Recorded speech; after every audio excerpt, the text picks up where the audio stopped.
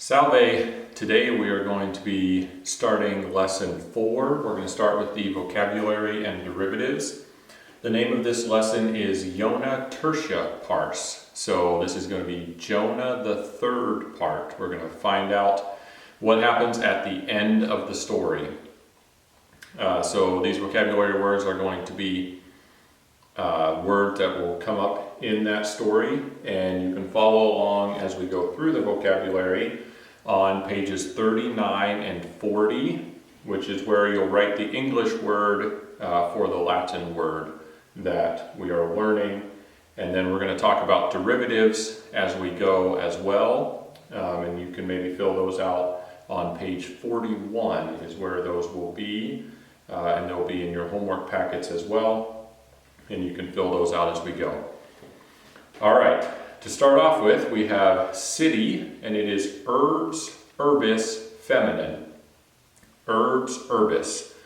From this, we get words like urban, which means in the city, or suburban, which means a little bit outside the city, or urbane, which means somewhat refined, like you're living in the city and not out in the boondocks somewhere.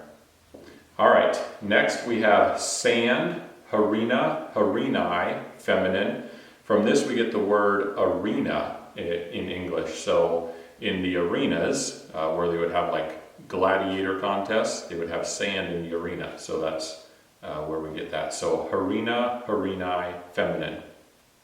For plant, we have herba, herbi, feminine. And of course, in English, we get the word herb from this word. So herba, herbi, feminine.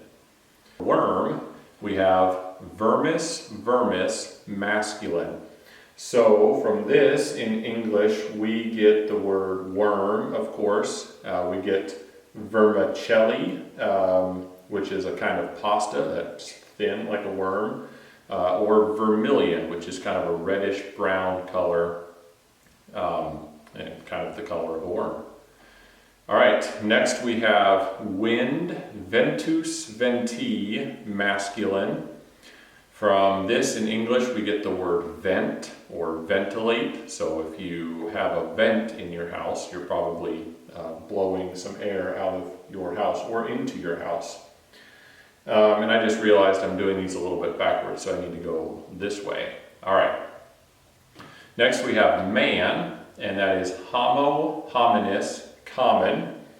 And so from this word in English we get human or homage. So if you pay homage to someone, you honor them if they're a great human, maybe. Next we have shadow, and that is umbra, umbrai, feminine. In English, we get the word umbrage, which can mean shade, like actual shade of a tree, or umbrella. If you have an umbrella for shade, that comes from umbra, umbrai, feminine. Next we have hot or warm, and it is calidus, calida, calidum. So that's an adjective with those three different endings. Calidus, calida, calidum. And we get a words in English like cauldron, so a big pot that you heat up, or scald. If you heat something, you're scalding it. Or the word calorie, which in science, the word calorie is an amount of energy that you need to heat something up. So, but of course, we use calorie for food, right? It's the amount of energy that food gives us is the calories. All right, next is another adjective. Is happy, and it's liatus, liata, liatum, and there aren't any derivatives for this one. Next adjective, iratus, irata, iratum. From this in English we get words like irate, which means very, very mad, or irritate, which means a little mad. Another adjective, this is dead, and it's mortuus, mortua, mortuum. And so from this we get the word mortal, so we are all mortal, which means we will die. And that comes from this Latin word. Next is she asks. This can be he, she, or it asks, and it's interrogat. And of course this looks a lot like interrogate. If you question someone, you interrogate them. Next is he sits, and it's sedet.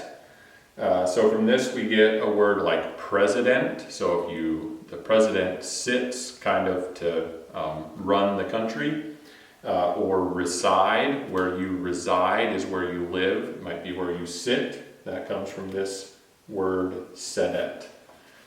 All right, next is he beats or strikes, and it is percuttit. So from this we get the word percussion. So if you're hitting drums, that's percussion. Drums are a percussion instrument because you strike them. So he hits or strikes, percuttit. Next is it grows, and that is crescit. So from this we get the word crescent. So like the crescent moon is the moon that's growing. Or the word crescendo, which you might talk about in choir. If you sing louder and louder and louder, that's a crescendo. And then finally we have he eats, and that is aced. And from that we get the words edible or obese. So if something is edible, it means you can eat it. All right, that is all for the lesson for vocabulary, vale.